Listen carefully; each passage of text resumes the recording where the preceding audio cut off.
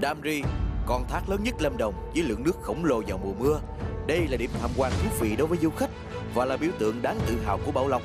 Ngọn thác hùng vĩ mang ý nghĩa đợi chờ vẫn luôn ở đây và phải gọi. Đây cũng chính là điểm dừng chân của hai lữ khách lần này.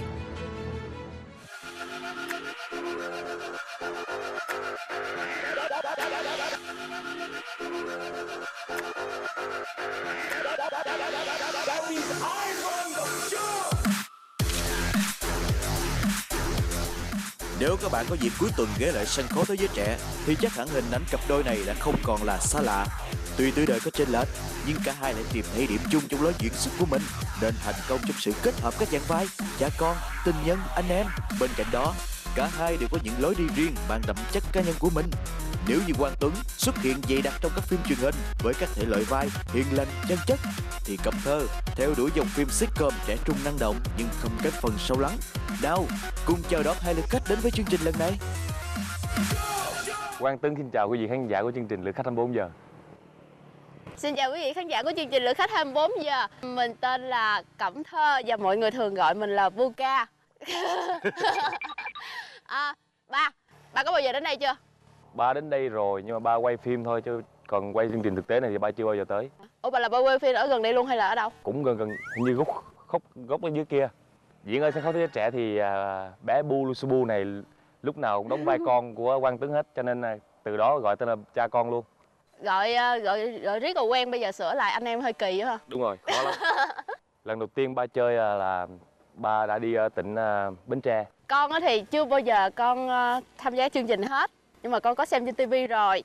Và con cũng có nghe một số anh chị nói là chương trình này hay làm khó mấy người chơi á, cho nên là bây giờ con cảm thấy hơi có một chút lo lắng và hồi hộp. Ok, cứ tới đâu hay tới đó con ơi. Tới đâu hay tới đó. Thích thì cứ chơi. Ok. Con xuất thân từ miền Tây và con rất là hòa nhập thân thiện với những cái gọi là bùng lầy này kia nọ, chịu thương chịu khó, cho nên là đi tới đâu con cũng có thể sống được. Ba hy vọng đó là sự thật. Ok. Nếu mà có một cái thử thách đối kháng, ba có nhường cho con không? Không. Con cũng không cần ba nhường đâu, con thiệt. Không. Chơi là mình phải công bằng, đã là trò chơi đúng không? Chơi hết mình. Không có ba con vậy đây. Không có quan hệ gì hết trơn. Để bắt đầu hành trình, mỗi người sẽ được tặng một món quà. Tại sao lại là một chú vịt? Nó có liên quan gì tới hành trình của Quang Tuấn? Còn món quà của Cẩm Thơ là gì? Sao cô nàng có vẻ khá thích thú? Bây giờ bạn hãy dắt theo một chú vịt và bắt đầu chuyến hành trình tìm hiểu về các món ăn lạ làm từ vịt của người dân ở đây mà bạn chưa biết. Bây giờ bạn hãy bắt đầu đến nhà cô Lương Thị Bé tại xóm 3 thôn 13 xã Đam Ri, thành phố Bảo Lộc để tìm hiểu nghề nuôi tầm. Cố gắng nha con. Tuần này chúc con may mắn nha. Ba đi đây. Chúc ba may mắn. Tuần này phải không? Rồi, yeah. Mệt hả? Mệt đúng không? Lên. Anh làm ơn cho em hỏi ở cái địa điểm này của mình á, có món nào, món vịt nào á mà nó làm món độc đáo không anh? Nấu cay á. Nấu cay hả? Vịt chả cay. Ở đây có cái quán nào về không anh? Trên Nam. Dạ. Cảm ơn anh. Vịt chả cay nghe cũng lạ. Cô cho hỏi cô, ở cái xã của mình đây nè cô, thì có cái món ăn nào mà làm từ vịt mà nó đặc trưng của cái xã mình? Món mới nhất là vịt giả cày. Dạ. Là món mới nhất của cái địa phương này. Dạ. Yeah. Cảm ơn cô. Thích vịt không?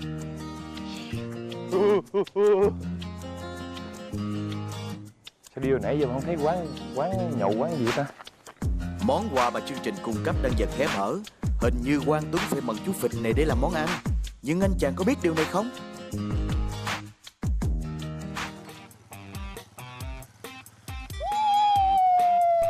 Trong khi đó, Cẩm Thơ sẽ hành trình trên con đường mà 4 năm trước đã có một lượt khách từng đến đây. Cũng là một địa điểm, nhưng câu chuyện sau 4 năm sẽ như thế nào? Trời ơi, cái dốc gì mà cao vậy?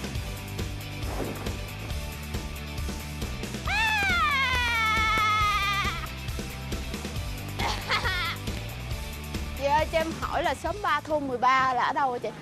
Là ở đây à? Chị biết nhà của cô Lương Thị Bé ở đâu vậy? Là chạy qua ở hả? Ở dưới kia. Là ở đâu chị? Đó, có nhà xây đó. Cái nhà dưới đó hả?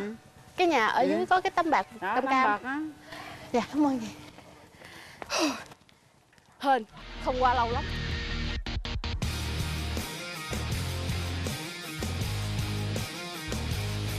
Con chào cô. Dạ cô là cô bé hả? Dạ. Không quá khó để Cẩm Thơ tìm đến địa điểm mà chương trình cung cấp, và câu chuyện 645 đã được bắt đầu. Làm là con đường hái đọt, con hái từ dưới con hái lên nè. Hái cầm ngọn giữ hái lên. Là tước lá xuống. Đây. Ở đây không có ai nuôi nhiều bằng nhà cô chứ. Cô nuôi cái này bao lâu rồi cô? Con nuôi 20 mấy năm rồi. Cực không cô? Đi tầm là cực nhất. Không thấy ông cha nói là làm ruộng ăn không nằm, nuôi tầm ăn không đúng nè. Ăn gửi trời mưa như vậy hôm qua cô có được ăn cơm trưa đâu. Ủa sao vậy cô? Thì mình hái cái con tầm nó đâu được ăn lá dâu ướt. Rồi lỡ nhưng mà mưa dầm rồi mình lấy gì cho nó ăn? Mình hái ướt thì mình quạt quá, bao giờ nó khô à. Dâu ướt là con dao nó ăn rồi nó bị chảy là nó đũa hết. Nhưng mà tầm con ở đâu ra cô? Con ở ngoài nhà á, ở ngoài nhà họ chuyên môn sản xuất cầm con á. Là người ta làm giống. Nó làm giống ra cho mình lấy về mình nuôi. Dạ. Mình nói chén đi bán.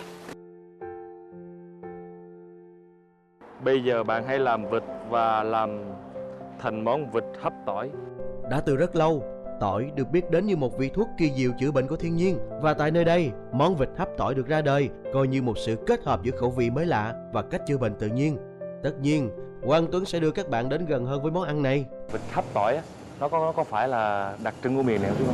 Có ít người làm cũng có, nhưng mà phải là đặc trưng. Chú, chú có biết cách làm không chú ha? Với bỏ tỏi là trong những bụng.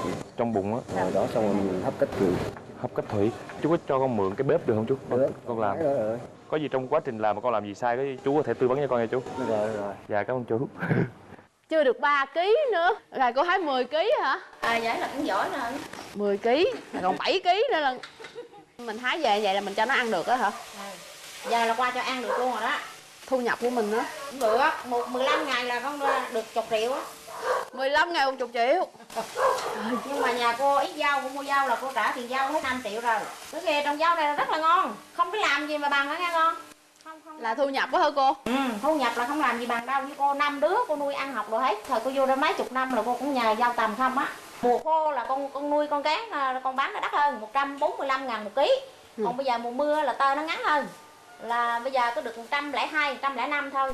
Làm ruộng ăn cơm nằm, nuôi tầm ăn cơm đứng, dẫu biết rằng mỗi công việc đều có những cái khó và khổ khác nhau, nhưng sau 4 năm quay lại, nghề nuôi tầm vẫn tạo được sự yên tâm cho những người dân nơi đây. Xem ra đó cũng là một điều đáng mừng. Còn bên đây, câu chuyện về món vịt hấp tỏi đang dần chậm lại và dành thời gian cho sự suy tính. Lúc này Quang Tuấn chợt nhận ra giết chú vịt là điều không thể, nhưng anh còn có thể làm gì khác hơn khi 50.000 đồng mà chương trình cung cấp chỉ đủ để mua 2 cái đùi vịt. Thôi, Tuấn chấp nhận chịu thua, chứ Tuấn không nỡ giết nó đâu, tội nghiệp đúng không? Giết một con vật, tất nhiên không phải ai cũng có thể làm được. Nhưng Quang Tuấn ơi, mọi người đang chờ xem món vịt hấp tỏi là như thế nào. Hãy vượt qua chính bản thân mình một lần thử xem sao. Ngoài này ra mình có cần gì thêm không chị ha? Gừng với nước rượu. mắm. À rượu. Để khi làm vịt sạch sẽ xong rồi lấy gừng, giã gừng ra với rượu thì con vịt nó không bị hôi lông. Dạ. Để hóp lên nó mới thơm. Dạ. Thì chị có thể bán cho em gừng với rượu luôn.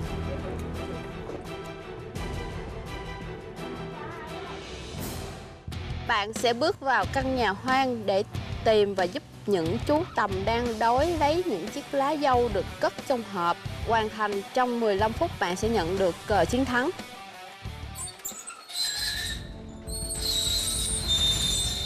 Nói đúng hơn, đây là một căn nhà kho cất các vật dụng không cần thiết lâu năm. Qua thời gian, chúng trở nên cũ kỹ, tường rêu dán nhện, tạo nên sự âm u. Chứ ngoài ra không có gì là nguy hiểm cả. Chị thôi, cứu em với, em đói bụng. Ghê vậy. Bóc đi không sao hết, ba bóc được mà, nè, bóc được không sao đâu, nè. Con cầm đây nè, sao hết, nè thấy không? À, con hỏi thiệt nó là con sâu hay là con tầm nè? Con tầm.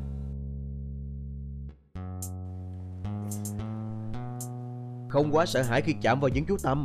Xem ra, nhiệm vụ giải cứu có vẻ khá đơn giản. Rồi đây, những chú tầm sẽ có một bữa no nê.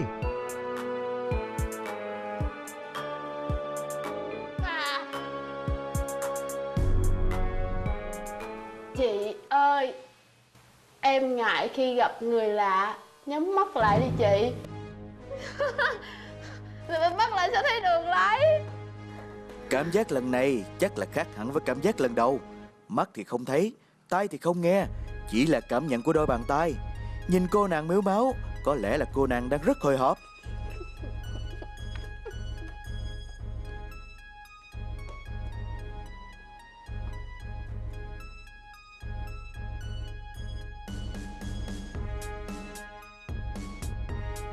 Ê, thấy rồi. Em còn non, đừng dùng tay hay vật dụng làm gì em đau. Hãy dùng vật.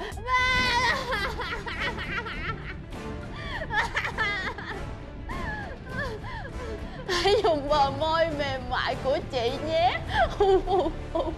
Có lẽ cái cách mà cô nàng chạm vào những chú tằm là khá mạnh bạo.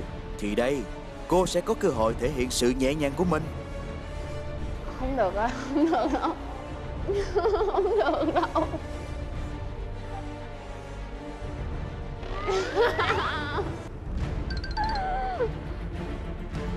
Phải làm được.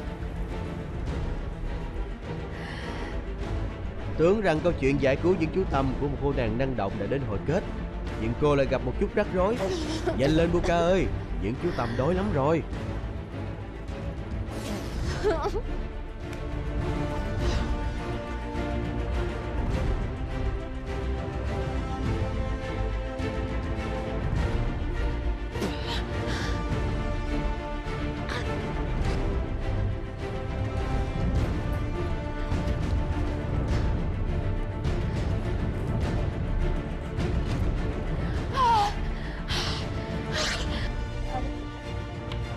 Ai cũng làm được, mình phải làm được chứ.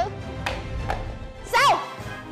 Cuối cùng thì những chú tằm cũng được một bữa no nê nhờ sự can đảm của cô nàng. Còn bây giờ, hãy theo chân cô để xem Quang Tuấn quyết định ra sao với chú vịt kia. Ba chưa xong nữa. Vô phụ ba làm gà vịt đấy. Để làm gì ba? Theo người ta chỉ thì ướp này thì nó khử mùi. Làm món gì vậy? Cuối cùng thì anh chàng cũng vì mục đích chung hấp mà tỏi. bận thịt chú vịt. Đó có thể là tiếc nuối của anh, nhưng sẽ là tin vui với ai đang chờ xem thưởng thức món vịt hấp tỏi. Rồi xong. Chứ là nó không có dạy hấp tỏi, nó dạy hấp bia, hấp gừng. Hấp gừng. Vô hấp gừng thôi ba coi. Bây giờ mình chế biến ra luôn. Đúng vịt hấp tỏi mà coi vịt hấp gừng nữa. 2 chén nước lọc, 1 muỗng cà phê hành ta băm nhỏ, 1 muỗng súp gừng băm nhỏ, 1/2 muỗng cà phê muối, 1/4 muỗng cà phê tiêu. Bỏ vô con vịt trộn nó lên. Thôi nhưng ba nghĩ cái để hấp xong để cho nó có mùi thơm thôi mình chặt ra mình sẽ chấm với mắm gừng ăn á. Không phải đâu, người ta kêu nè. Cái này thì hấp gừng hiểu không? Nhưng mà bây giờ hấp tỏi không có dạy thì mình lấy cái cách hấp gừng mình hấp. Ba, người ta kêu là lóc thịt đó. Không có lóc, ba ướp ban kia mà. Không lóc thì làm sao thấm. Thấm gì ba ướp sơ thôi. Mình chặt nhỏ chút đi. Thôi, nguyên con mà.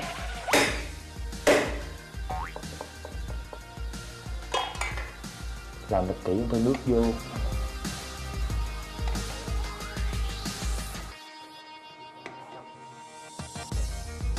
Nó không ra màu hồng nữa.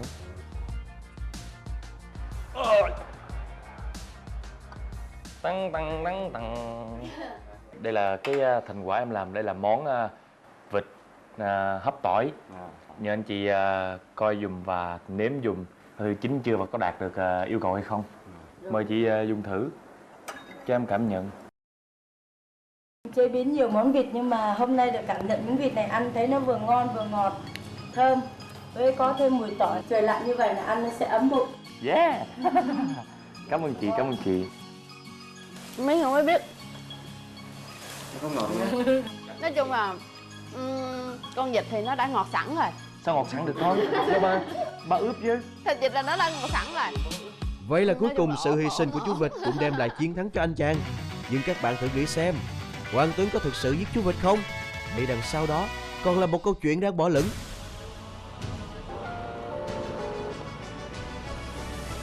Alo, Hello, con nghe nè. ba gấp lắm, bây giờ ba có tình huống gì nè. Ba phải giết con vịt này. Nhưng mà con vịt này nó dễ thương lắm Bu ơi, nó dễ thương lắm. Rồi cái nó ba không nỡ tay ba giết nó. Nhưng mà thì ba bắt buộc ba phải đi mua một con vịt đã làm rồi. Nhưng mà số tiền của ba thì không đủ, con có thể cho ba mượn 50.000 của con được không? Cái gì?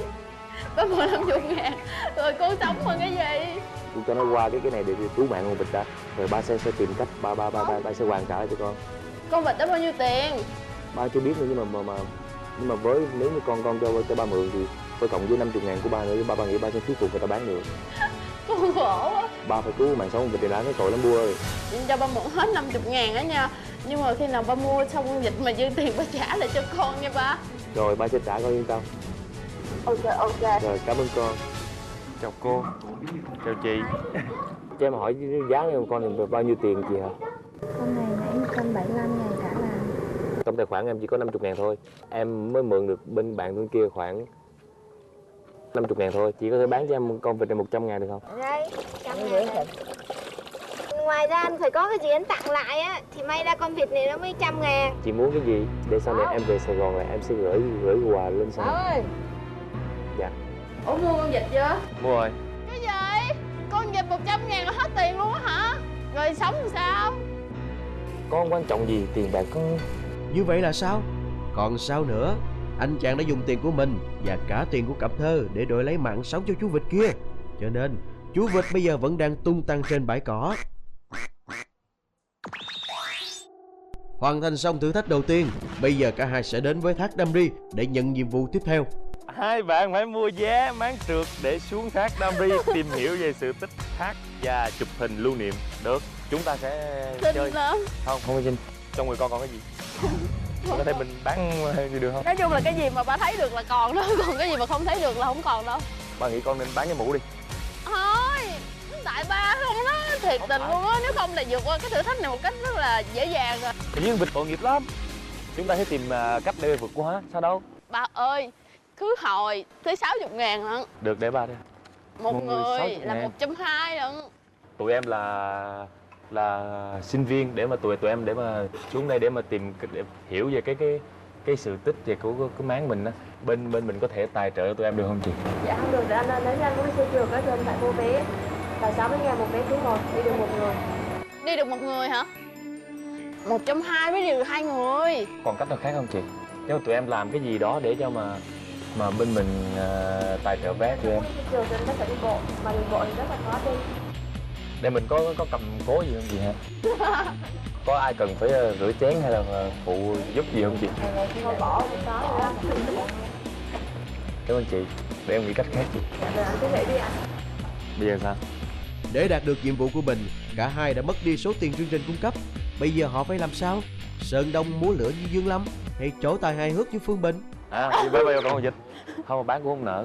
Bán người ta sẽ đem cho người ta làm thịt chung như không. Nhưng mà bây giờ không bán thì làm sao mình đi được xuống thác? Nhưng người ta sẽ làm thịt nó. Mình đi xin tiền đi ba. Xin ở đâu? Ba xin nha, con ngại lắm. Được đấy ba. Kỳ lắm. Đi ngang qua luôn. Có ganh. Chào anh. Dạ hai đứa em là sinh viên thực tập anh. Nhưng mà xuống đây để mua vé để mà đi cái máng trượt xuống đây để hỏi thăm về cái di tích lịch sử của cái máng. Nhưng mà tới đây tụi em lỡ xài hết tiền. Nhưng mà máng thì có 120.000 mới được anh. Cho anh có thể cho tụi em vay đỡ được không? Về Sài Gòn tụi em trả lại được không anh? Anh có quen em đâu phải vay. Thì anh cho xin Xin bao nhiêu? 50. Hiện giờ tụi em có bao nhiêu tiền rồi? Dạ tụi em không có. Chưa đồng nào chưa? Không có đồng nào luôn. Dạ. Thật ra thì anh là thành viên của ban tổ chức cho nên anh không cho tiền tụi em đi được. Ủa gì hả? Thông cảm là đi được hết. Anh là tài xế lái xe. Con biết không mà thầy kêu ba vô xin thử thôi đó. Cảm ơn anh. Chị có thể giúp đỡ cho em vay được không? Chị đâu có biết em là ai đâu mà cho em vay. Chị muốn tụi em diễn hài, tụi em khóc cho chị coi cho em nha. Được không? Nếu mà chị có lòng thì chị cho tụi em đi chị. Ít ra Chị vẫn có ít tiền có thể ít ra phải có người tốt bụng như vậy chứ ba. đúng rồi. Cảm ơn chị. Dạ cảm ơn chị nhiều. Cảm ơn chị. Em sẽ hồi tạ sau. Bây giờ mình chia ra đi, mỗi người xin 10.000 thôi. Không, xin 20.000. Dạ, chào cô, chào chị. Cô với chị thể cho con 20 không được không ạ? Ô dạ, cảm ơn cô, cảm ơn chị. Cảm ơn cô rất nhiều ạ. Dạ, cảm ơn rất nhiều ạ. Ba. Dạ, chào chú. Chú có thể cho tụi con 20 được không ạ? Sự thật thà chất phác của hai sinh viên bất đắc dĩ cũng đã nhận được quá nhiều sự quan tâm. Nào, hãy tiếp tục cùng họ hành trình chiêm ngưỡng con thác Đam Ri tươi đẹp. Nên đây ba sẽ gồng từ từ cho con xuống, nghe không? Đường mưa chương chợt ba chạy chậm chậm nha ba.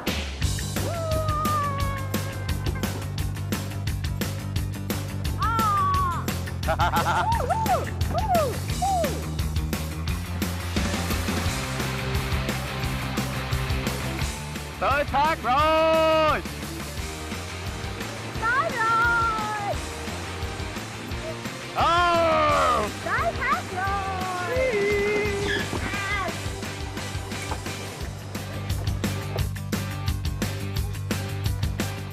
Đi từng bước từng bước. Trời ơi, đẹp quá à. Con chào tháp Đam Rê.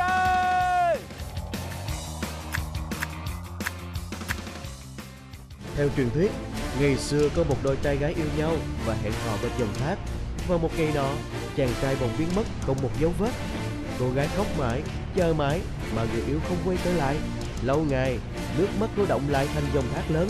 Người Cơ Ho gọi là thác Đam Ri, có nghĩa là đợi chờ. Đam Rê. À! Lá cờ đầu tiên sẽ dành cho Cẩm Thơ và Quang Tuấn sẽ cõng cô leo lên 80 bậc thang để lấy lá cờ đó. Được không? Được không? Được. Cố lên. Bảo Lộc đang vào đỉnh điểm của mùa mưa. Điều đó có nghĩa là các bậc thang bám đầy rong rêu, gây trơn trượt. Nếu không cẩn thận, chuyện gì sẽ xảy ra? Ba lá cờ luôn kìa.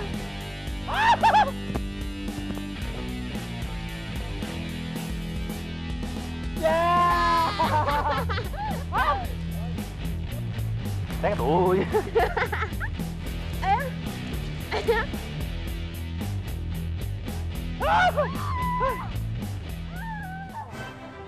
Phải không?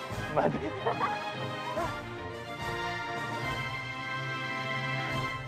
Nhiệm vụ tiếp theo của Cẩm Thơ sẽ vào thác nước tìm viên đá có tên vở diễn mà hai người từng đóng chung. Còn Quang Tuấn sẽ đứng bên ngoài, nói tên đúng 4 vở diễn mà Cẩm Thơ từng tham gia dựa vào 4 câu thoại. Nếu nói đúng, Quang Tuấn sẽ nhận được tên vở diễn mà Cẩm Thơ cần tìm. Cố lên con gái. Bi kịch quá. Cố lên con gái. Cố lên.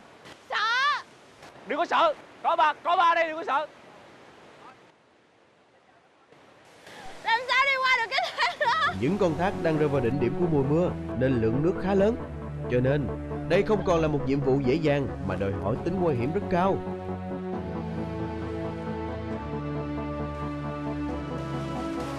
Dạ, con tên Mận, năm nay con 12 tuổi. Wow không? Sao? Ba có nghĩ đến một ngày nào đó ba sẽ lãnh nhận tất cả những hậu quả mà ba đã gây ra hay không? Sang tôi sống. Quang Tuấn khá tập trung và dễ dàng tìm ra tên 2 vở diễn mà Cẩm Thơ tham gia, mà quên đi việc xem cô nàng đang làm gì.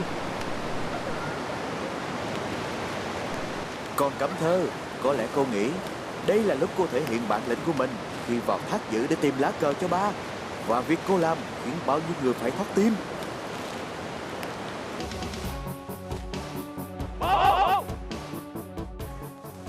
Cái thác nó đổ ập ập ập xuống mà chui vô trỏng, lỡ cái gì ở trỏng là sao? Nhưng mà khi mà em sắp sửa đi tới rồi em đi lui, tới đi lui, đi tới đi lui thì em nghe một tiếng vang vọng.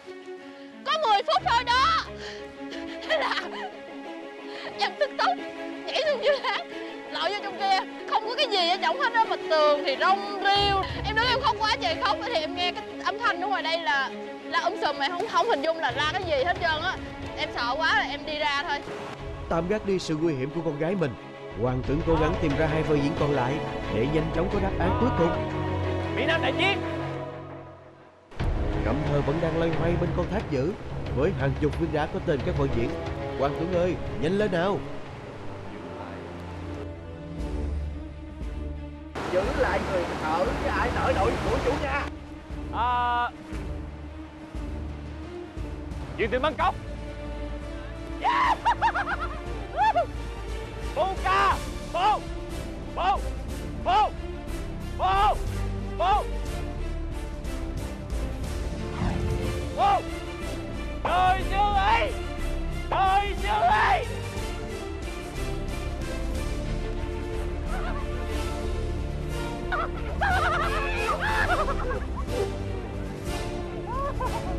Đây có lẽ là cơ hội hiếm có để Quang Tuấn và Cẩm Thơ gần nhau hơn trong mối quan hệ cha con trong kịch lẫn ngoài đời.